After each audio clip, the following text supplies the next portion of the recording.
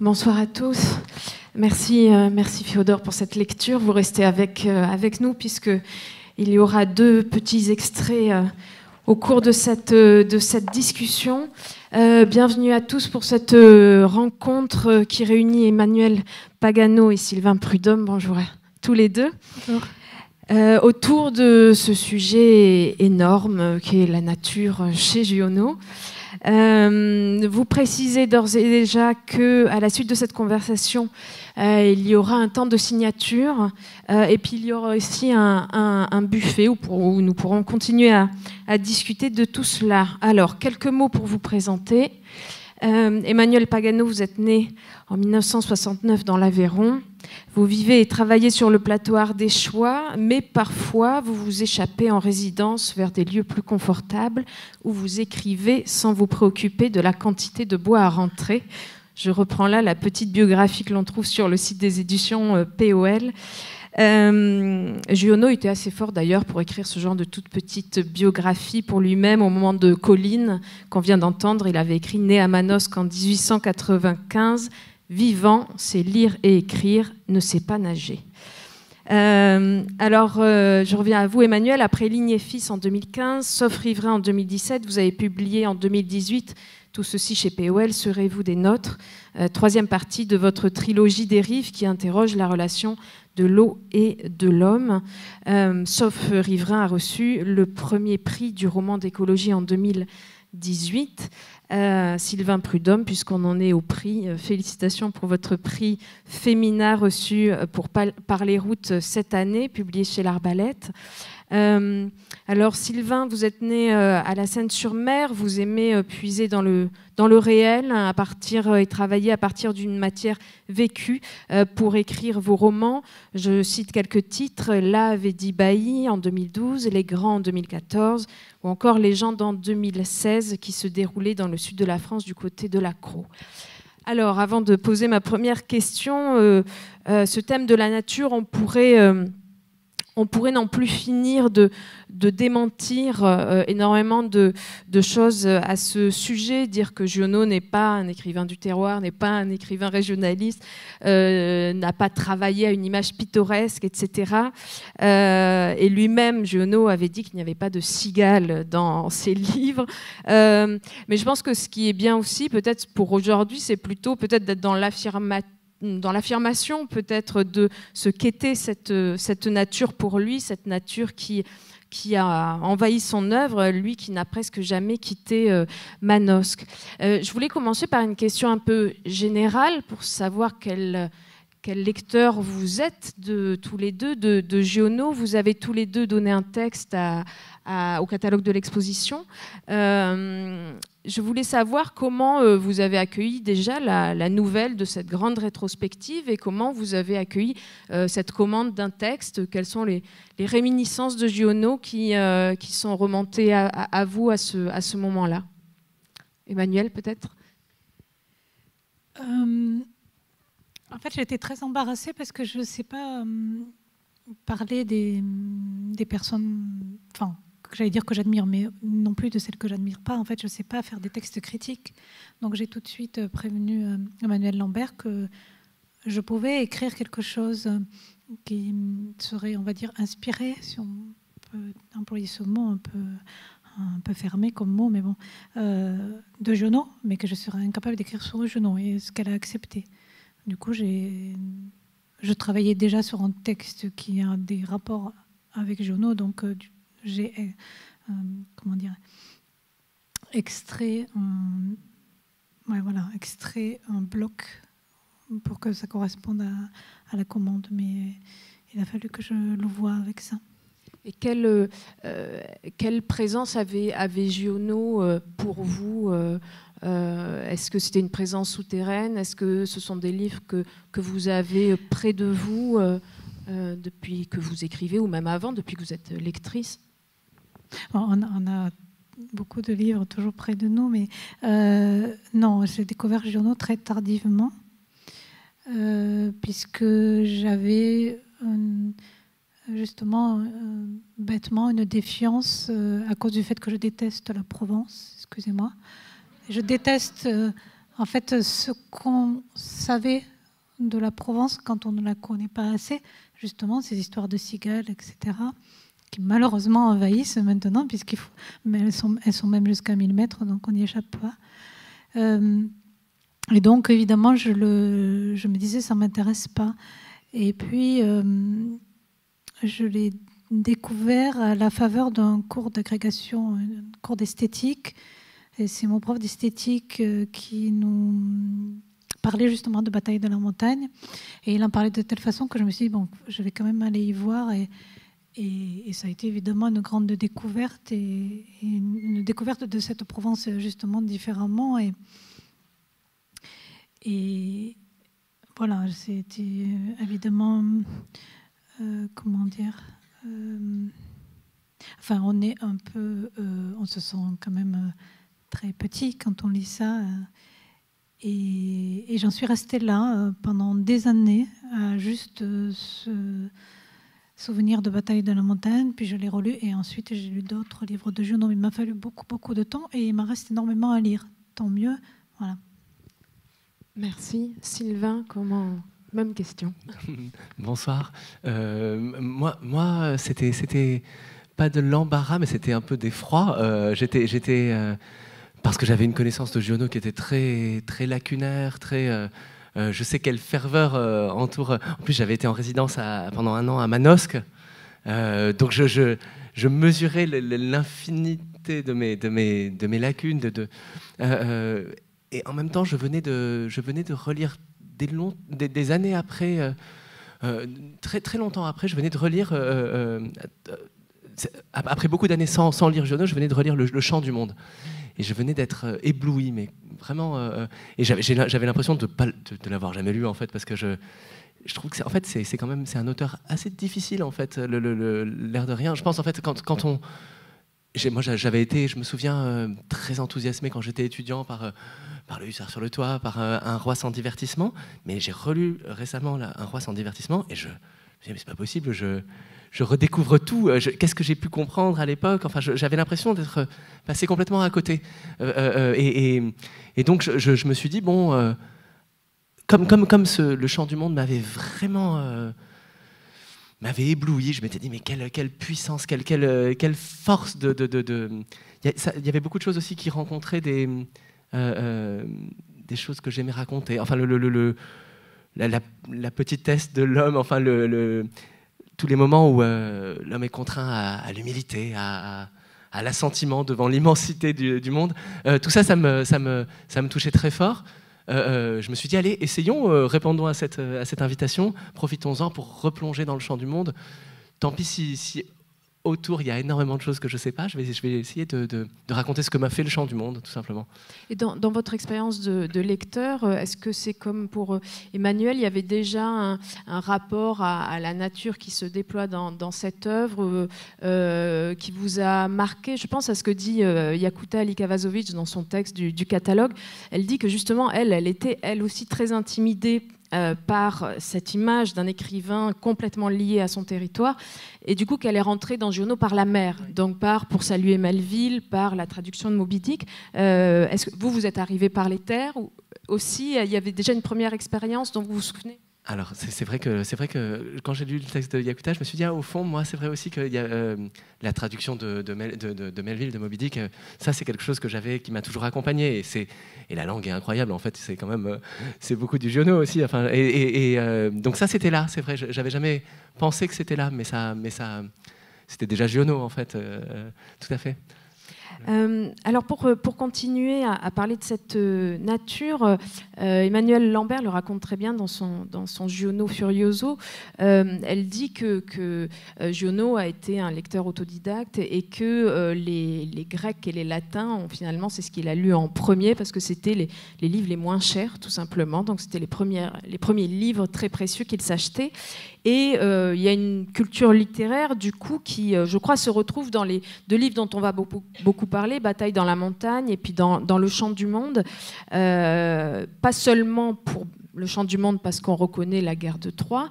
Et je pense que ça se joue aussi dans son évocation de la nature. Est-ce qu'on pourrait dire que Giono évoque la nature en poète, pour faire référence peut-être à cette filiation gréco-latine? Est-ce qu'il y a quelque chose qui vient de là dans son évocation de la nature? Je pose la question à tous les deux.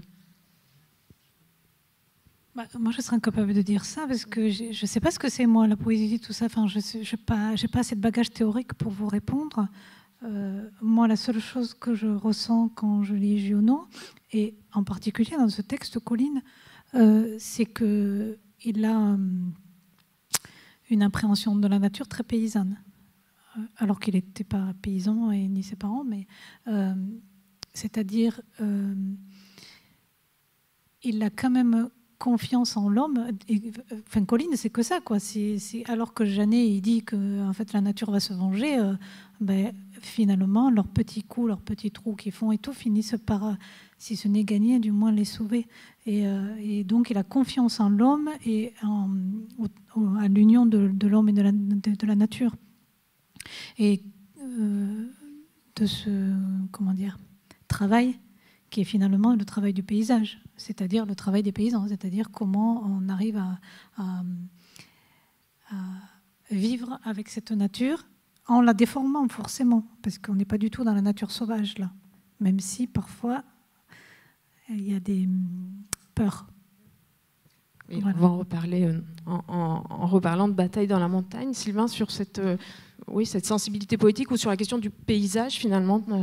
Moi, ce qui me frappe surtout, c'est ça. Je ne sais pas si c'est la poésie ou pas, effectivement. Enfin, il me semble que ça a à voir avec la poésie, mais c'est la façon qu'il a d'être comme en empathie avec chaque chose, même avec le caillou, même avec le lézard, la mort du lézard. Moi, c'est le moment sans doute dans Colline que je préfère, le moment où Gondran tue le lézard et il y a les doigts emboulés comme ça qui se crispent, la languette.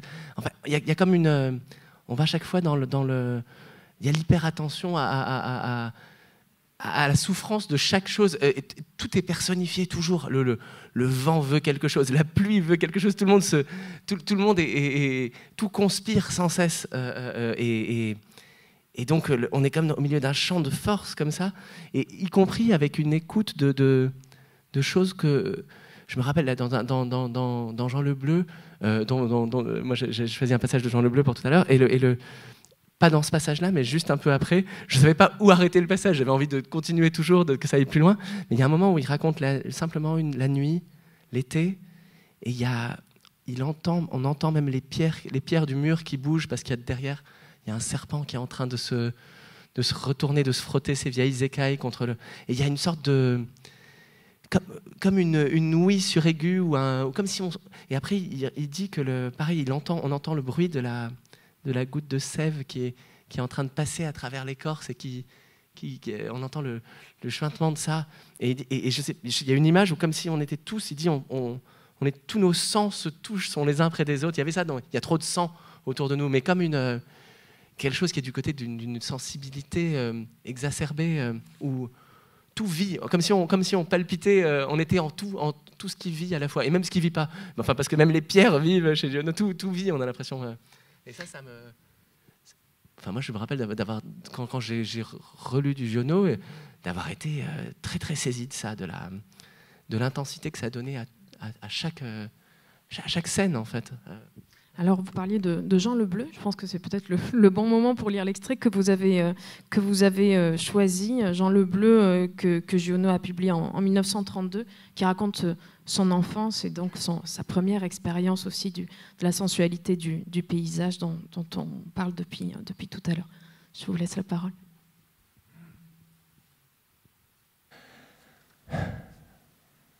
Nous allions garder le troupeau. La colline aimée des bêtes était juste au-dessus des moissons. L'homme noir se couchait dans l'ombre chaude des genévriers. Je m'allongeais à côté de lui. Nous restions un moment à souffler et à battre des paupières. Le chemin de la colline avec ses pierres rondes restait longtemps à se tordre, tout étincelant dans le noir de mes yeux. Et le livre, il est là. Il fouillait. Dans la musette, l'Iliade était là, collée contre le morceau de fromage blanc. Cette bataille, ce corps à corps danseur qui faisait balancer les gros poings comme des floquets de fouet, ces épieux, ces pics, ces flèches, ces sabres, ces hurlements, ces fuites et ces retours, et les robes des femmes qui flottaient vers les gerbes étendues. J'étais dans l'Iliade rousse. L'homme m'expliquait d'une voix qui entrait profondément en moi. Depuis ce printemps, je portais une chose étrange et nouvelle. Ça avait été d'abord au fond de moi comme une petite goutte de fraîcheur, verte et aigre, la jeune amande d'avril. Ça avait grossi et durci.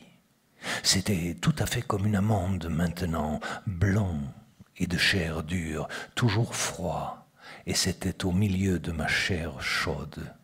Et chaque fois que ma chair touchait avec sa chaleur cette amande froide, j'avais de longs frissons liquides dans tout mon corps. Je sentais l'odeur des femmes. C'était une odeur très précise. Massotte ne sentait pas. Aurélie, la boulangère, sentait. Anne ne sentait pas, ou parfois seulement quand elle ne me regardait pas de ses yeux laiteux et profonds. Alors, elle sentait comme les autres. Et c'est à ce moment-là que j'avançai le doigt pour lui toucher les lèvres. Elle me regardait et c'était fini. Plus d'odeur. Je demandais, je ne t'ai pas fait mal? En faisant quoi? Je n'osais pas dire. Marguerite sentait. C'est elle qui sentait le plus. Elle était plus grosse que moi, les bras nus, elle suait en courant. Puis on se cachait dans la paille. Il y avait bien 3 odeurs séparées. La paille, la sueur et puis l'odeur. Je les sentais toutes les 3 et j'avais envie de dire « couchons-nous ». Nous nous couchions.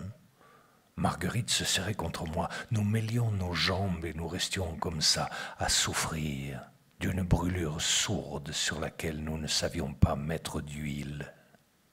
La voix de l'homme noir avait pour moi la même qualité que l'odeur des femmes. Elle entrait dans moi jusqu'à l'amande. Il avait, en lisant, une science du texte. Je sais à présent ce que c'est. Il entrait sensuellement dans le texte. Une telle intelligence de la forme, de la couleur, du poids des mots que sa voix m'impressionnait, non pas comme un son, mais comme une vie mystérieuse créée devant mes yeux. Je pouvais fermer mes paupières, la voix entrait en moi. C'est en moi qu'Antiloque lançait les pieux, c'est en moi qu'Achille dansait, damait le sol de sa tente dans la couleur de ses lourds pieds. C'est en moi que Patrocle saignait, c'est en moi que le vent de mer se fendait sur les proues. Je sais que je suis insensuel. Si j'ai tant d'amour pour la mémoire de mon père, si je ne peux me séparer de son image, si le temps ne peut pas trancher, c'est qu'aux expériences de chaque jour, je comprends tout ce qu'il a fait pour moi. Il a connu le premier ma sensualité. Il a vu, lui, le premier, avec ses yeux gris, cette sensualité qui me faisait toucher un mur et imaginer le grain de porc d'une peau. Cette sensualité qui m'empêchait d'apprendre la musique, donnant un plus haut prix à l'ivresse d'entendre qu'à la joie de se sentir habile.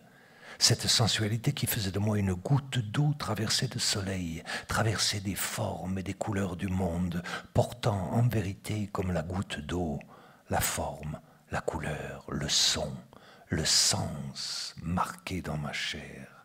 Lui, il s'était appris à lire et à écrire tout seul. Il n'était pas obligé de savoir tout ce que la sensualité a de pur. Il avait autour de lui, il voyait autour de moi cette boue de crachats, de pus et de glaires sanglantes qu'on a l'habitude d'appeler sensualité. Il n'était pas obligé de faire le juste départ Et s'il ne l'avait pas fait, il ne faudrait pas lui en donner reproche. Ça aurait été naturel. Il n'a rien cassé, rien déchiré en moi, rien étouffé, rien effacé de son doigt mouillé de salive. Avec une prescience d'insecte, il a donné à la petite larve que j'étais les remèdes. Un jour ça, un autre jour ça. Il m'a chargé de plantes, d'arbres, de terre, d'hommes, de collines, de femmes, de douleur, de bonté, d'orgueil, tout ça en remède, tout ça en provision, tout ça en prévision de ce qui aurait pu être une plaie.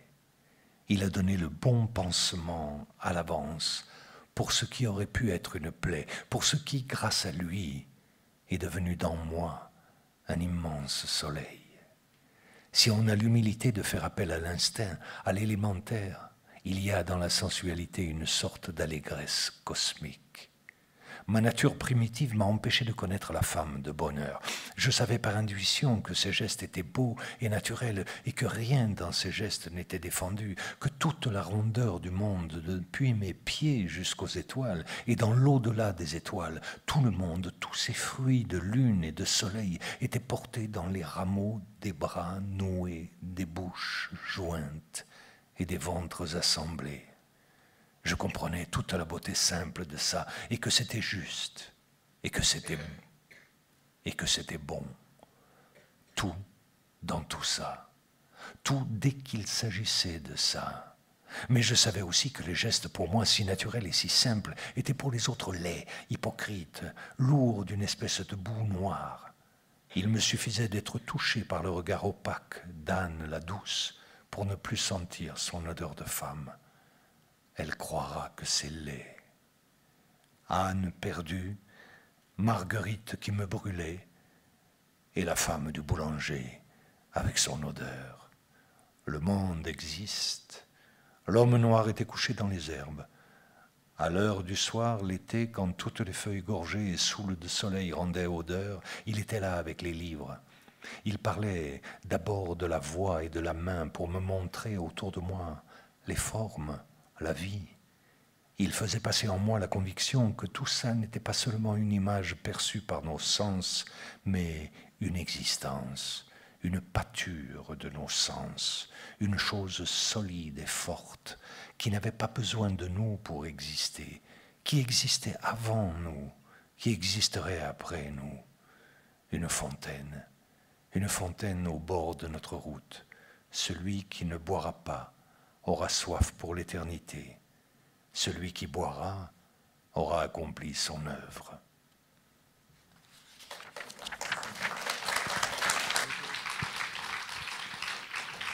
Merci.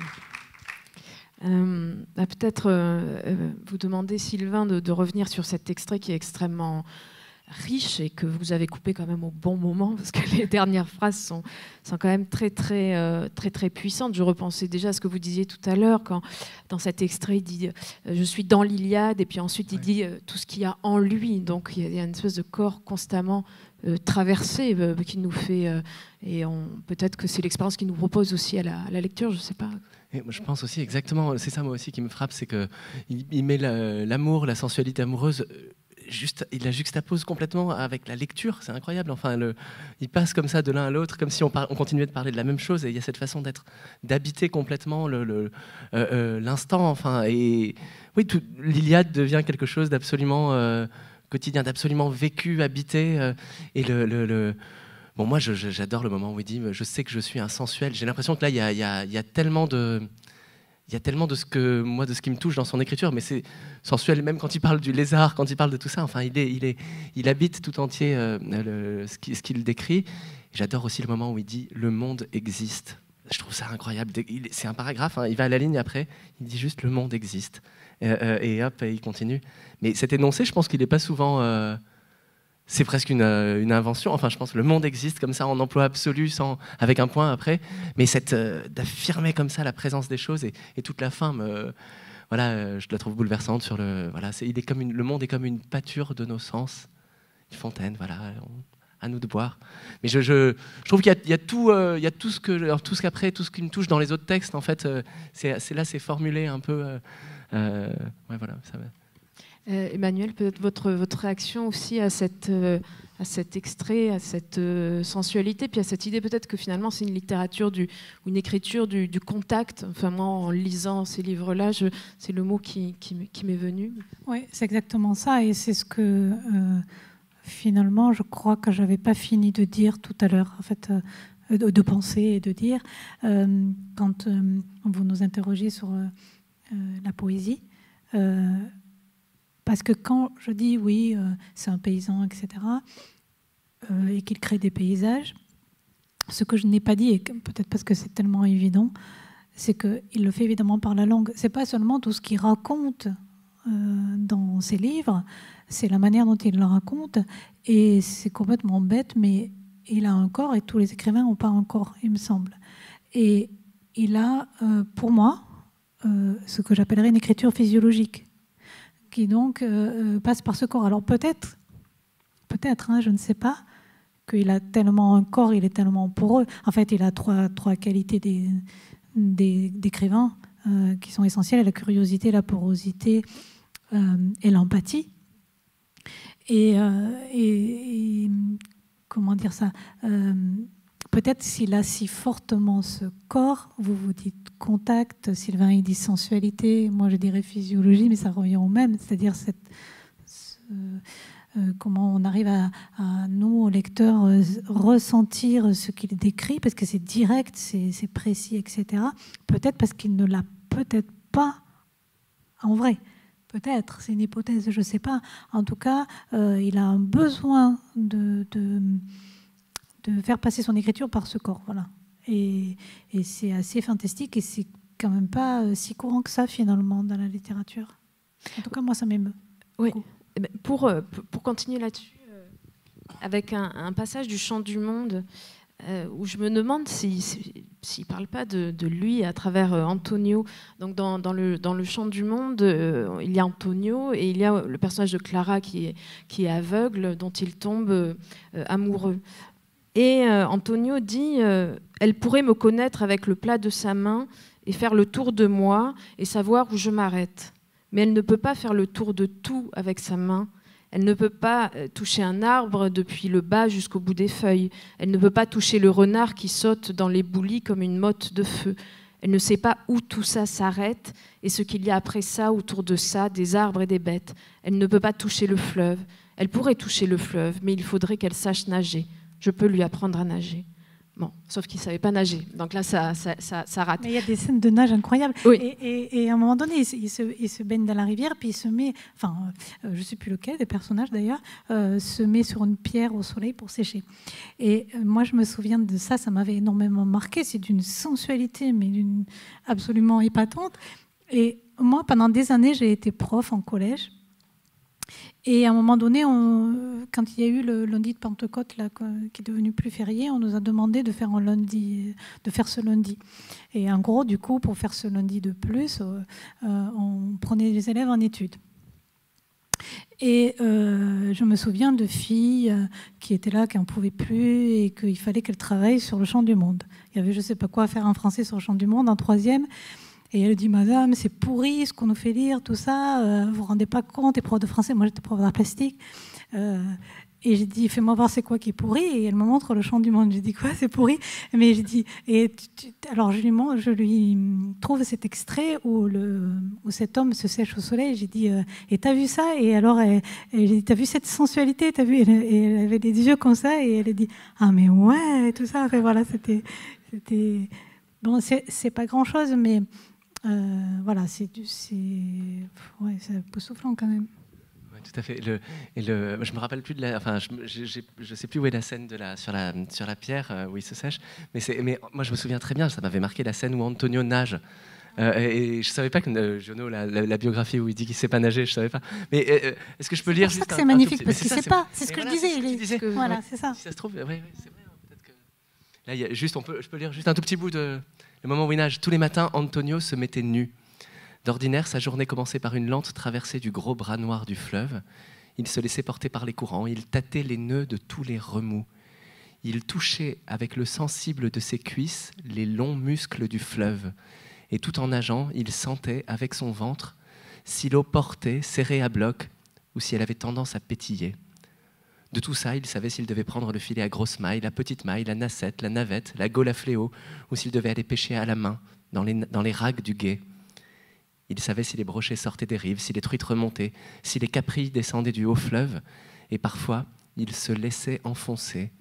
Il ramait doucement des jambes dans la profondeur pour essayer de toucher cet énorme poisson noir et rouge, impossible à prendre, et qui tous les soirs venait souffler sur le calme des eaux un long jet d'écume et une plainte d'enfant.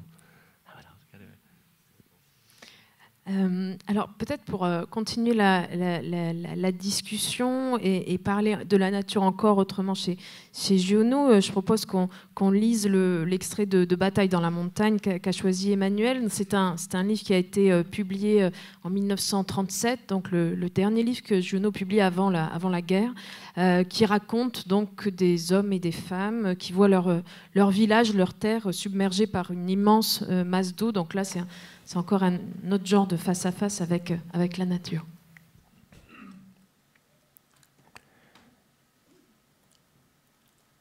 Elle entendit nager, des battements de sabots et un souffle qui sifflait comme un hennissement. Ça pouvait être les chevaux. Non, ils étaient tous là-haut, pas très loin. Elle se dressa sur la pointe des pieds. Quand la vague s'écrasa, elle vit arriver un gros animal.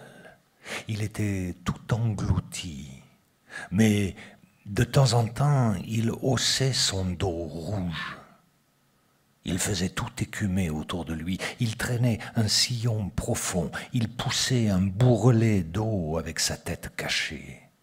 Il la souleva pour souffler. 2 longues cornes noires pointues ruisselantes. Il donna encore un grand coup de front, écrasant la vague qu'il poussait devant lui. Il était là. Il allait toucher le rivage.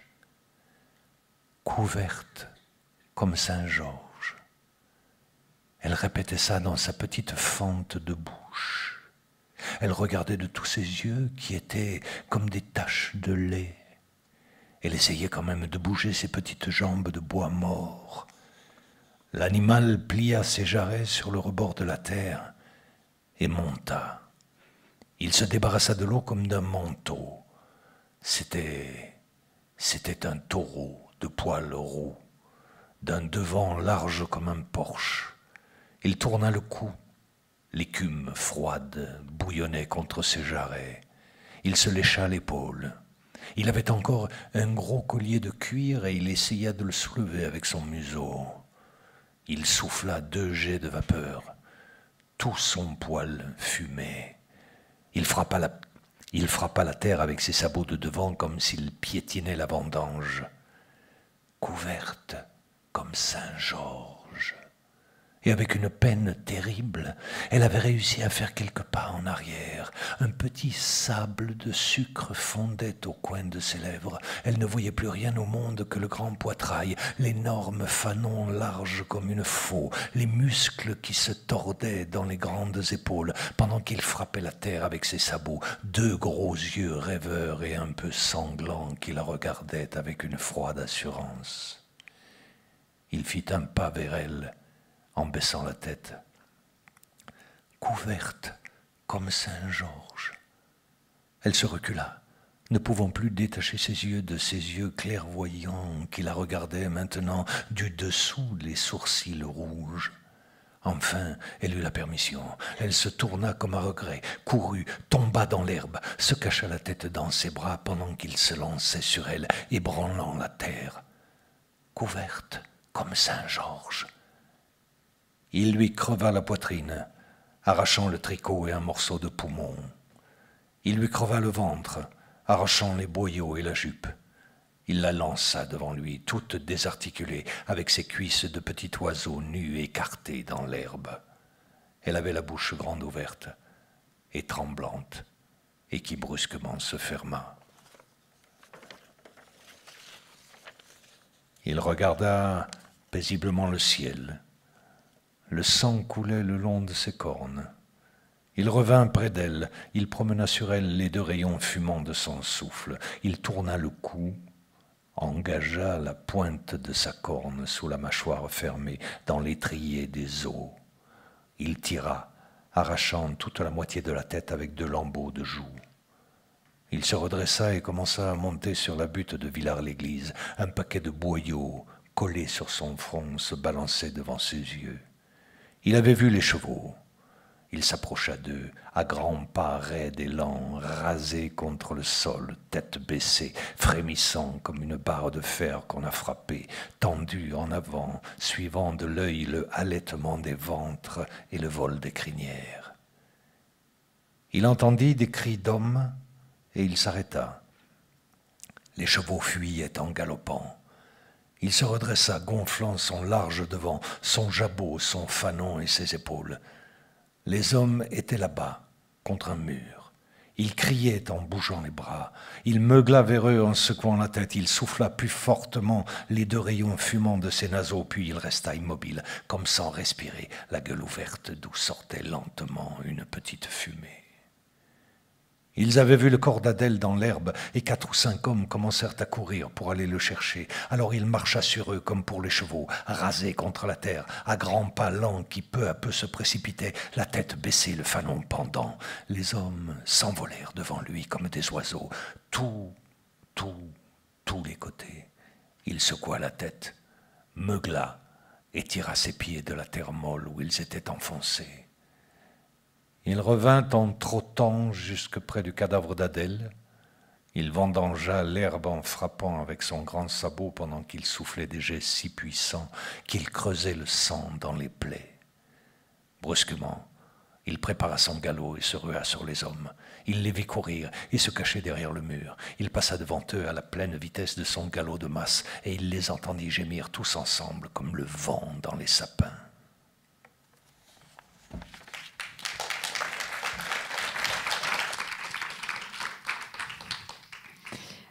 Alors, un peu la même question que j'ai posée à Sylvain après l'extrait. Pourquoi vous avez choisi ce passage-là en quoi il est emblématique de ce livre qui contient bien d'autres grandes scènes impressionnantes, je tiens à le dire, parce que je ne connaissais pas du tout ce livre. Moi, je crois que c'est le passage qui m'a le plus marqué, tout simplement. Et enfin, il y a aussi une capacité à décrire la mort chez Giono qui est tout aussi impressionnante et terrassante que sa capacité à décrire la vie et les étreintes. En fait, c'est une étreinte et c'est une mort fabuleuse que même si on ne la souhaite à personne. Enfin, moi, j'étais vraiment impressionnée. Et, en fait, l'eau menace de partout et de l'eau émerge un survivant et un survivant qui va donner la mort. C'est un moment donné où on se dit, mais ils vont jamais y arriver, quoi. Et voilà, c'est une espèce de moment assez tendu comme ça dans le livre qui nous tient dans ce livre qui est vraiment pas facile, hein, pas facile à lire. Moi, la première fois que je l'ai lu, j'ai mis 2 ans à le lire, avec des interruptions, notamment une longue interruption de 6 mois. Je bataillais avec les personnages. C'était pas possible de le lire comme ça, d'une traite. Après, la deuxième fois, c'était un peu plus facile pour moi. Déjà, j'étais beaucoup plus âgée. Mais voilà, c'est pas un livre facile et tant mieux. Voilà. Sylvain, là on est plutôt du côté d'une nature violente, c'est aussi très présent chez Giono, une nature même cruelle, insensible, inhumaine, ce sont des choses qui reviennent. Comment vous avez entendu cet extrait qui rappelle aussi toutes les scènes de sacrifice qu'il y a dans cette œuvre? Michon dit de Giono, c'est le grand sacrificateur. Donc ouais, moi je trouve qu'il est un peu fou, enfin il y a quelque chose d'incroyable dans cette scène, mais un peu... Enfin, il y a d'une liberté aussi immense en fait dans son imagination. Moi, souvent, je me disais que effectivement les phrases, l'écriture de Giono, elle est incroyable, mais il y a aussi des fois des choses qui relèvent même de l'imagination, enfin de scènes là, par exemple, pour inventer une scène comme ça et se dire je vais vraiment faire ce taureau qui va la détruire comme ça. Il y a un truc. Enfin, il va dedans avec. On est dans la cruauté, dans quelque chose presque de. Là, quand il y a tous les boyaux, le paquet de boyaux. Je sais pas comment dire. Moi, je le prends aussi comme une sorte de signe d'une liberté grande, immense, infinie, qui est très impressionnante. Je me rendais compte qu'il y a ça aussi qui me touche beaucoup dans ses textes. Il y a une scène au début, je ne connais pas bien Bataille dans la montagne, je ne l'ai pas fini parce que c'est grand, mais je l'ai lu du coup un peu parce que je savais qu'Emmanuel avait choisi un passage de... Et il y a au début une scène complètement incroyable où il y a un homme qui arrive et une femme, pour l'aider à survivre, tète une chèvre pour préparer, et elle prépare le pied de la chèvre, et après pour que lui puisse téter, et donc à tour de rôle, il tète la chèvre comme ça, en essayant. Mais c'est un truc, je sais pas, enfin, complètement, je sais pas, c'est complètement sexuel, mais qui passe par une chèvre. Je sais pas, il y a un truc, je me disais, mais il est fou, il le fait, il est en train de le faire, ça dure 5 pages, 10 pages, et c'est assez merveilleux, ça va avec ce qu'on dit aussi du fait que c'est pas facile. Je me rendais compte. Là, j'en ai parlé à des étudiants avec lesquels j'étais là juste avant de venir. Donc, je leur disais, un roi sans divertissement, c'est extraordinaire. Et ils disaient, ah ouais, mais j'ai essayé, mais j'arrive pas, c'est difficile. Parce que c'est vrai que c'est construit bizarrement. Enfin, il y a quelque chose il fait les choses, il met une scène après l'autre, il fait et il nous fait confiance sur le fait qu'après tout va s'assembler, mais on doit le suivre sans. C'est le contraire d'une littérature qui annoncerait ou qui dirait... Et je pense que ça vient aussi du fait que... Enfin, moi, en l'occurrence, mes lectures des textes de Giono, à chaque fois, c'est dans des éditions que je récupère, qui sont là, qui traînent parfois. Là, par exemple, Jean Le Bleu, je l'ai dans cette édition-là, que j'ai dû récupérer chez mes parents, ou je sais pas. Et du coup, le texte arrive brut. Il est annoncé par rien. Il n'y a pas de préface, il y a souvent pas de quatrième. Et donc on le voit surgir comme ça, un peu comme un massif lui aussi, comme un glacier là et on essaie de comprendre comment c'est fichu, comment ça. Mais c'est toujours un chemin très très libre, je trouve. Voilà. Peut-être, Emmanuel, revenir pour le rapport à la nature, sur quand même le face-à-face, c'est quand même bataille dans la montagne, le face-à-face entre ces hommes et ces femmes et la nature. Là aussi, il y a contact, mais un contact très violent. J'avais noté cette phrase, le grand monde clair appuyer son front têtu contre le front des hommes. Et ça, c'est tout du long, cette accumulation de force d'un côté, cette faiblesse, mais bon, quand même, ils arrivent à la traverser dans plusieurs grandes scènes. La nature, je pense notamment à la scène vers la fin où Saint-Jean et Marie vont faire une grande traversée pour atteindre une grotte où il y a de la dynamite pour libérer ce paysage et faire sauter les gorges qui retiennent les eaux qui ont donc inondé cet endroit. Est-ce que vous pouvez revenir sur cette tension quand même qui est là tout au long de ce livre? Juste, je voulais dire à Sylvain que tant mieux qu'il n'y ait pas de quatrième, parce que moi j'ai récupéré des vieux livres de poche de Giono dans une poubelle. Et c'était affreux, la quatrième, notamment de Colline. Oh, ça donnait vraiment pas envie de lire Giono, quoi. Et si j'avais pas connu Giono, ça m'aurait peut-être découragée. Enfin, c'était présenté justement de façon très pittoresque. Et justement, c'est pas ça, quoi. C'est rien de pittoresque. Mais je reviens sur ce que je disais, à savoir que c'est pas la nature, c'est vraiment le lien de la nature et de l'homme, puisque c'est ça, quand ces sortes de front à front, enfin, comment normalement, ça devrait pas être possible. Normalement, le front de l'homme, il est ridicule par rapport au front d'une montagne. C'est même pas envisageable. Or, c'est envisageable. Moi, je pense que je ne suis pas sûre qu'il invente tout ça. Je pense qu'il a observé beaucoup de choses. Enfin, c'est quand même extrêmement courant de se faire, comment on dit, écorner ou tout du moins charger par des bêtes. Moins d'ailleurs par les taureaux que par les vaches, mais c'est extrêmement courant. C'est rare qu'un éleveur n'ait pas été confronté à ce genre de choses. La plupart du temps, évidemment, ça ne se finit pas en mort. Mais enfin, voilà, je pense qu'il a dû voir énormément de choses. Et par contre, la façon dont il est restitué est absolument folle, oui. Donc, je crois que c'est vraiment... Enfin, moi, en tout cas, c'est comme ça que je le ressens. Une espèce d'hommage à cette ténacité de l'homme devant la nature et de comment, alors pas seulement l'homme, aussi les animaux, mais il en parle beaucoup moins, il parle beaucoup des animaux élevés, beaucoup moins des animaux sauvages, mais ça revient même, c'est-à-dire comment on arrive à vivre avec un milieu et le transformer, voire l'abîmer d'ailleurs. C'est ça, c'est vraiment la rencontre de la nature et de l'homme. Il me semble qu'il intéresse, du coup moi j'ai aucun mérite à aimer ce qu'il raconte, puisque ce sont aussi mes préoccupations. Mais il le fait de manière à ce qu'on comprenne la difficulté de la chose. Alors c'est vrai qu'en particulier dans Bataille dans la montagne et dans Colline, et peut-être Le Chant du monde, mais il arrive à nous restituer ce dont on ne se rend pas compte quand on marche, par exemple. On ne s'en rend pas compte, il faut passer par la lecture ou par l'écriture, ou d'ailleurs par un autre média, pour arriver à sentir à quel point c'est osé d'essayer de, si ce n'est dompter, du moins en tirer quelque chose de cette nature. Alors, pour rebondir là-dessus avec vous, Sylvain, sur ce rapport entre les hommes et cette nature, je pense au titre de votre texte. Tu croyais peut-être que la Terre est une boule de joie, le titre du texte que vous donnez au catalogue. Vous parlez dans ce texte d'une forme d'humilité des hommes vis-à-vis de cette nature. D'ailleurs, je ne sais plus dans lequel des deux livres, au lieu de demander où habites-tu, c'est où restes-tu. Donc il y a une forme d'humilité, de quelle est notre place, une forme d'acceptation aussi. J'aimerais bien que vous reveniez là-dessus sur ce rapport-là.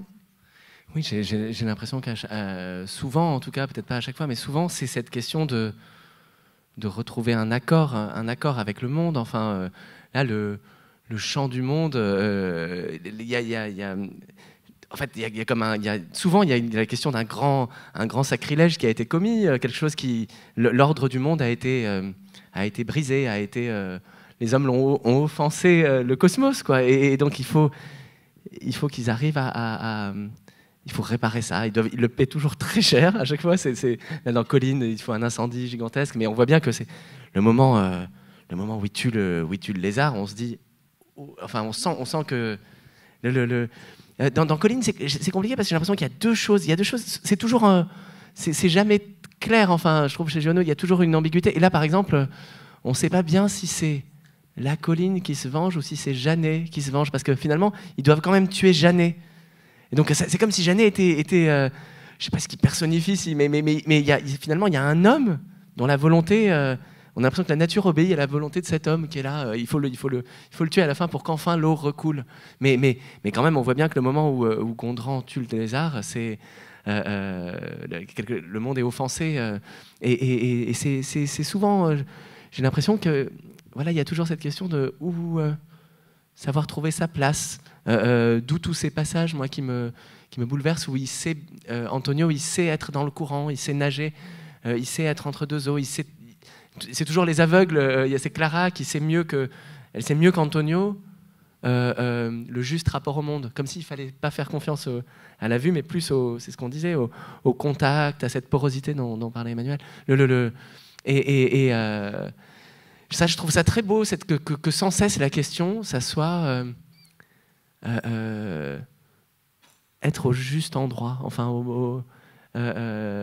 et là je sais pas, je voyais le Jean Le Bleu, ça se termine à la fin, il y a Icare, les hommes sont devenus fous, vont faire la guerre et tout, mais il y a le tableau, les hommes, tout le monde est en train de s'affairer, il dit mais je vois pas Icare, je vois pas pourquoi le tableau s'appelle La chute d'Icare, et à la fin il voit dans un petit coin il y a Icare là-haut qui est en train de tomber, et c'est toujours ça, au fond, c'est l'histoire d'hommes qui sont c'est comme dans les tragédies antiques, quoi. Enfin, qui sont victimes d'hubris, de démesure, ça me touche. Je sais pas. On a l'impression que le grand mouvement, c'est d'accepter d'être à sa place. Enfin voilà. Et je trouve que c'est un beau. Enfin, je sais pas. Ça me touche en fait le mouvement de l'assentiment. Peut-être Emmanuel aussi rebondir sur cette question de l'assentiment, parce que c'est présent aussi dans Bataille dans la montagne.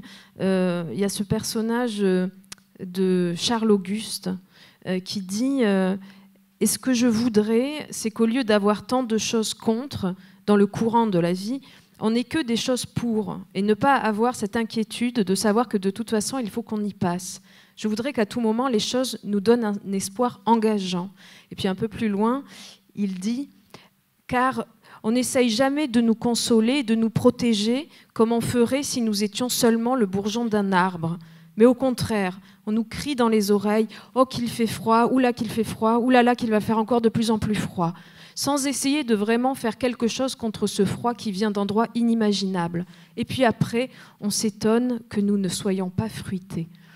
Donc, il y a aussi cette idée-là de l'assentiment, de l'acquiescement. Moi, il me semble que Giono se gorge d'inquiétude, quand même, et que c'est un grand moteur. Et dans Colline, quand même, il y en a un qui se sacrifie sans le savoir, quoique c'est Gagou, qui se jette dans le feu et qui n'est pas innocent, contrairement à ce qu'annonçait la 4e de couverture de mon livre. Gagou l'innocent, quelle blague. Giono lui dit Gagou qui fait le mauvais compte, quoi. C'est pas du tout la même chose. Enfin bref. Et il y a quand même une idée comme ça de se jeter dans le feu, de se faire éclater la cervelle, comme dans un roi sans divertissement. Cette scène absolument fabuleuse. Et voilà, quoi. Et il y a... Giono, ce serait pas Giono tout simplement s'il n'y avait pas l'inquiétude. L'espoir, à un moment donné, c'est bien obligé pour que ça continue d'écrire, mais ce qui fait sa force, ce qui fait son amour de ces paysages, c'est l'inquiétude, je crois. Et peut-être que c'est par l'inquiétude ou la peur ou la honte, la culpabilité, toutes ces choses-là, qu'il y a cet sentiment. Enfin, ça c'est vraiment, on va dire, je ne sais pas comment on dit, bifide, ou je ne sais pas, c'est toujours, il y a toujours ça, hein, chez Giono, il y a toujours, ok, le petit poussin dans la main, mais voilà, quelqu'un serre la main, enfin... C'est toujours cette ce qui nous ambiguïté. tend, voilà, ce qui nous tend, c'est tout... Voilà, en fait, c'est ça, c'est le désir. Je cherchais le mot, c'est ça. Désir et inquiétude. Alors, il y a quelques minutes pour vos questions, puisque j'ai fini les miennes. Alors du coup, comme on a encore un petit peu de temps, je vous laisse la parole si vous avez des questions à poser à l'un ou à l'autre. Si vous pouvez faire signe de la main. C'est une question dont je ne connais pas la réponse. Donc c'est une vraie question. J'ai beaucoup pratiqué Giono. J'ai admiré comme vous la splendeur de l'écriture, bien entendu, mais pour l'instant, je veux dire la splendeur de la nature et la cruauté. Bon, on peut dire l'inquiétude, mais enfin, la splendeur et la cruauté, il y a ces deux sentiments. Bon, je ne donne pas des exemples, il y en a partout. Et alors, cette cruauté, ma question, c'est la suivante, que je me pose et que je vous pose. Est-ce que ça provient d'une intelligence profonde du cycle naturel qui est telle que la vie et la mort s'engendrent réciproquement, que la cruauté fait partie de la vie, c'est prévu, c'est le cycle vital dont Giono aurait une vision particulièrement pertinente et vive. Il y a sûrement ça, mais il y a autre chose possible peut-être, c'est cette terrible blessure de Verdun, et à propos de cruauté, là il y a quelque chose qui lui est resté en travers pour toute la vie, hein. Ça, c'est absolu, c'est son pacifisme, son horreur absolue de la violence. Alors, est-ce que sa description de la nature n'est pas surdéterminée par cette expérience de la Grande Guerre, qui d'ailleurs va être renouvelée lorsque le sang sec de la Première Guerre va être submergé par une deuxième vague sanglante lorsqu'il sent approcher la Deuxième Guerre. Donc, dans quelle mesure est-ce que sa vision du cycle naturel, et en particulier le moment de la cruauté, est surdéterminée par cette expérience bouleversante de la Première Guerre? Guerre ou pas guerre, de toute façon, à un moment donné, on se retrouve... Enfin, je connais personne qui ait été épargné par des grandes blessures, quelles qu'elles soient. Donc, sans doute, ce que vous dites, ça doit être vrai, mais je pense qu'il y aurait quand même eu moi, j'ai une petite intuition qu'il aurait quand même écrit presque pareil sans ça. Moi, j'aurais dit la même. Enfin, la première hypothèse que vous faisiez me plaisait bien. Enfin, cette idée que c'est le cycle de la vie avec ce qu'il faut de mort pour que la. J'ai l'impression, de toute façon, même nous, on peut pas répondre, c'est sûr, et même lui. Même lui ne peut pas. Enfin, je ne sais pas ce qui le détermine à avoir cette écoute de la cruauté. Je vois que, enfin, j'ai l'impression que dans les moments très très durs de sa vie, il y a la guerre. Après, il y a pendant toute la Seconde Guerre mondiale, tout ce qu'il vit à ce moment-là, tout l'isolement dans lequel il se retrouve. Enfin, le fait d'être un peu comme ça sur la sellette. Je pense que à ce moment-là arrive un roi sans divertissement. Je pense que ça aussi, c'est quelque chose qui est vécu plus par lui et lui seul, un peu. Enfin, je veux dire, plus isolé que l'expérience collective de la guerre. J'en sais rien, mais je vois bien que un roi sans divertissement arrive à ce moment-là. Et que moi, ce que j'admire, par exemple, dans ce texte-là, c'est la façon dont il arrive bon, il y a plein de choses que j'admire dans ce texte-là, mais entre autres, par rapport à ce qu'il vient de traverser, il se déporte dans un autre siècle, comme ça. Et, ça a l'air d'être très loin de lui. Ça passe par une fiction, comme ça, mais ça raconte... j'admire, en fait, la façon dont on se sert de la vie, de ce qu'on est en train de vivre, peut-être un peu pour le mettre complètement à distance et en faire une œuvre d'art comme ça aussi étonnante. Et par rapport à l'imagination, Emmanuel, tu parlais du bâton de dynamite, la scène finale d'un roi sans divertissement, le moment où il fume non pas un cigare mais un bâton de dynamite, juste avant le loi qui est décapité et qui est... pour moi, ça c'est des grandes... C'est du côté de l'imagination et d'idées puissamment poétiques qui sont même en amont des mots, qui sont... je me dis, waouh, cette scène de loi qu'on va faire décapiter juste pour voir le sang dans la neige. L'idée ensuite du bâton de dynamite. Voilà, je me dis, c'est aussi ça, c'est cette puissance d'imagination-là aussi qui est fascinante quand même et qui là, je ne sais pas d'où ça vient. D'où ça vient ces idées-là, elles sont... c'est des miracles un peu quand même.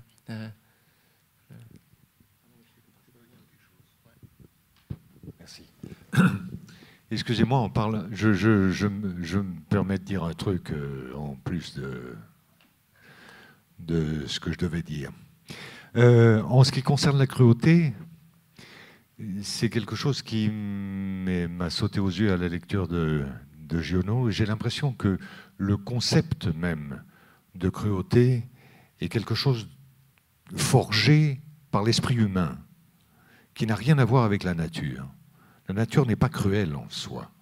Enfin, je considère qu'il y a eu une déformation ontologique de la terminologie ou du sens de la cruauté que nous avons, nous, êtres humains, à mon avis, fabriqué pour nous imposer une certaine limite à nos actions, à nos revendications, à nos délires. Et ça, la nature, elle, si on peut parler d'une certaine façon du panthéisme de Giono, la nature n'en a cure. Elle s'en fout complètement.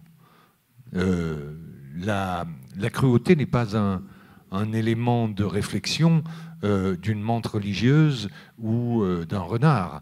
Ça ne nous atteint que nous, tout simplement à cause de la faiblesse de notre rapport face à la nature, de notre incapacité à juguler justement cette gigantesque source d'émotion qui peut jaillir de tout ce que la nature nous envoie à la figure. Voilà, excusez-moi. Merci. Est-ce qu'il y a une dernière question ?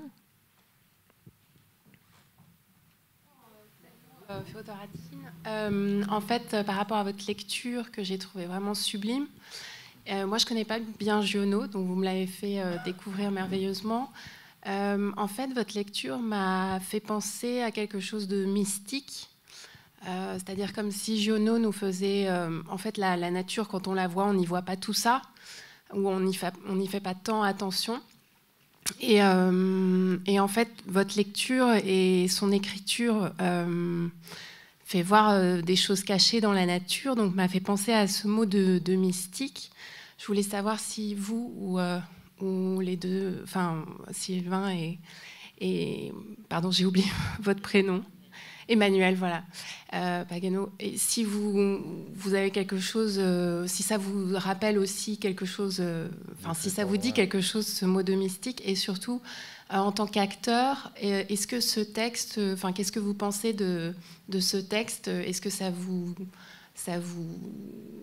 ça donne une autre âme en fait à votre travail, voilà. Je vous remercie de me poser la question. Personnellement, je veux dire, il y a une adéquation entre ma présence ici et Giono. Il se trouve que je viens d'un endroit d'une inculture totale et que j'ai été révélé à la littérature par Giono. Et ça, je n'oublierai jamais. Je veux dire, c'est gravé en moi jusqu'à la fin de mes jours. Et si vous voulez, le mysticisme dont vous parlez, je veux dire, ça a quelque chose à voir avec le terme que j'ai prononcé tout à l'heure, c'est-à-dire ce panthéisme qui me semble très très important dans l'œuvre de Giono, c'est-à-dire son rapport à remplir de sens chaque mouvement de la nature, qu'il soit animal ou qu'il soit végétal ou qu'il soit même minéral. On parlait tout à l'heure effectivement du bruissement de la vieille, des vieilles écailles d'un serpent à travers se frottant contre une pierre. Il y a quelque chose qui fait que les cuisses de la Durance, à un moment donné, sont présentes. Mais comment arriver à générer ces images-là si on n'est pas le gigantesque poète que Giono est? Donc je pense qu'il a réussi à englober quelque chose qui nous échappe tout simplement parce qu'on a les mains trop ouvertes et que ça glisse, ces images et ces idées nous glissent entre les doigts alors que lui a su les attraper et les serrer. Peut-être parce qu'il n'a jamais bougé ou pratiquement jamais bougé de Manosque et qu'il s'est rempli d'une façon presque comme une éponge de tout ce qui se passait autour et qu'il a su restituer ça avec un souffle qui m'émeut encore chaque fois que je le prononce. Voilà, pardon. Sur la mystique, vous voulez rajouter quelque chose? D'accord. Dernière question.